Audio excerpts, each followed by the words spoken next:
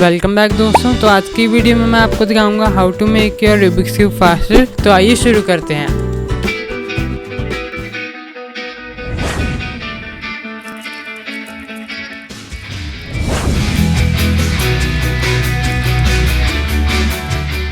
आप अपने Rubik's cube को फास्ट कैसे कर सकते हैं, उसके लिए मैं आपको 2 मेथड्स बताऊंगा जिसे आप यूज़ करके आप अपने रूबिक्स क्यूब को फास्ट कर सकते हैं। तो आइए शुरू करते हैं।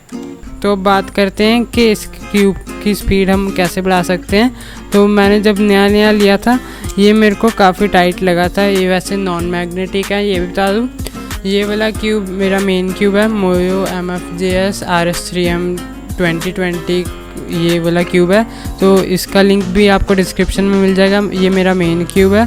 ये मेरे को फास्ट लगा क्योंकि इसमें मैग्नेट्स हैं। मैग्नेटिक क्यूब मोस्टली फास्ट ही होते हैं और ये मेरा मेन है।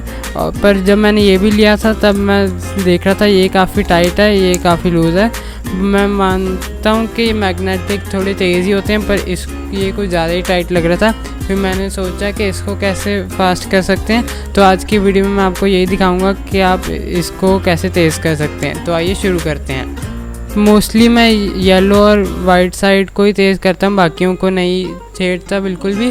तो रेकमेंडेड ये है कि बाकी साइड्स को भी फास्ट इक्वली कर लेने चाहिए, जो भी आप सेट कर सकते हैं। तो आपको करना क्या है, जो सेंटर पीस होते हैं उसके ऊपर एक कैप लगा होता है जिसको आप ऐसे देखें तो खोल सकते हैं। अलग अलग क्यूब में अलग अलग तरह खुलता है। ये ऐसे का कैप होएगा, तो आप यहाँ खोल सकते हैं। यहाँ स्क्रू मिलेगा आपको, यहाँ आप देख सकते हैं। कईयों में स्क्रू और स्प्रिंग दोनों होते हैं, मेरे में यहाँ देख सकता हूँ कि यहाँ सिर्फ स्क्रू है।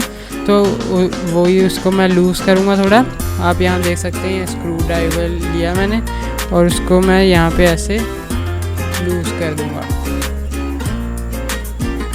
थोड़ा। मतलब आप रोटेशंस जो करेंगे आप याद कर लें कि कितनी रोटेशन कर रहे हैं, वही आप रोटेशन बाकी साइड्स में भी कर सकते हैं। ठीक है, तो मैं यहाँ पे रोटेट कर देता हूँ। आप ध्यान रखें कि इतना भी लूज़ मत कर दें कि आप जब सॉल्व करें तो क्यूब के पीसेस जो हैं वो बाहर निकल आएँ, क्योंकि ज़्यादा लूज़ करोगे तो ज़्यादा फ्लेक्सिबल नहीं रहेगा, ज़्यादा फ्लेक्सिबल हो जाएगा और स्टेबल नहीं रहेगा। आप तेज़ तो हो जाएगा पर वो जो क्यूब के पीसेस हैं वो बाहर आने का चांसेस बना रहता है। इसलिए आप ध्यान से करें कि ज़्यादा लूज़ ना करें। वाइट का भी मैं ऐसे यहाँ पे कैप रिमूव कर लूँगा ऊपर से। तो यहाँ पे आप स्क्रू देख सकते हैं, इसको भी हम ऐसे स्क्रू ड्राइवर से थोड़ा लूज़ कर लेंगे वाइट, और इसको मैंने कर दिया।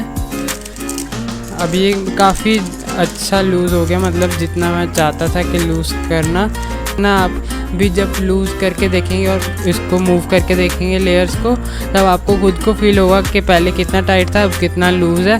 तो इस क्यूब को मैंने मेलोंग के कॉम्बो के साथ मिला था मेरे को। तो यहाँ पे मैं दिखा सकता हूँ, ये 3 क्यूब्स का कॉम्बो लिया था मैंने, परचेज़ किया था ऑनलाइन। ये 3 क्यूब मिले थे मेलोंग के, जो काफ़ी इजीली चीप प्राइस में अवेलेबल है। मैं आपको लिंक डिस्क्रिप्शन में प्रोवाइड कर दूँगा, आप वहाँ से ले सकते हैं। तो अब बढ़ते हैं अगली ट्रिक की तरफ। अगली ट्रिक है कि हम क्यूब के अंदर आप देख सकते हैं काफ़ी ज़्यादा यूज़ करते हो आप, और अगर डस्टी एरिया में रहते हो ज़्यादा तो आप देख सकते हैं यहाँ क्यूब के अंदर थोड़ी यहाँ डस्ट और डर्ट इकट्ठी हो जाती है। तो वो क्यूब को थोड़ा स्लो कर देती है। आप साफ़ करेंगे तो थोड़ा फ़र्क पड़ जाता है, पर वो क्यूब को थोड़ा अच्छा बना देती है और वो ज़्यादा अच्छा चलता है, ज़्यादा देर भी चलता है। क्योंकि मिट्टी इकट्ठी होगी तो क्यूब भी ख़राब होगा और वो स्लो भी हो जाएगा। आप यहाँ देख सकते हैं, अगर आपको दिख रहा है। अभी मैं आपको क्यूब का एक पीस रिमूव करूँगा, क्योंकि अब मैं बताऊँगा उसको कैसे कर सकते हैं। तो मैं उसका सेंटर पीस रिमूव करूँगा। आप यहाँ देख सकते हैं, इसको मैंने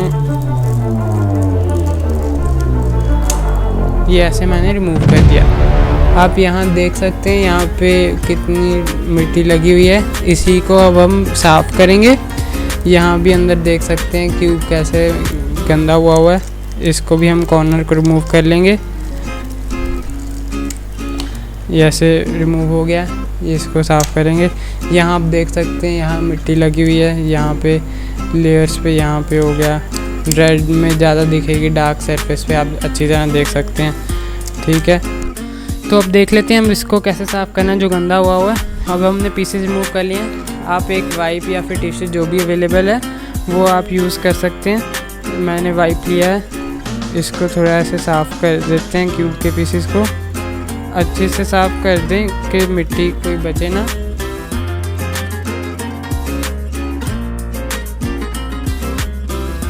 ऐसे एक एक पीस को रिमूव करके आप साफ़ कर सकते हैं, और जब साफ़ हो जाएगा तब आपका क्यूब काफ़ी अच्छा चलने लगेगा। तो आज की वीडियो के लिए बस इतना ही। I hope you like my video on how to make your Rubik's cube faster. अपने रूबिक्स क्यूब को फास्ट कैसे करें उसके लिए मैंने आपको 2 ट्रिक्स बताई थी। तो मिलते हैं अगली वीडियो में, and as always keep learning.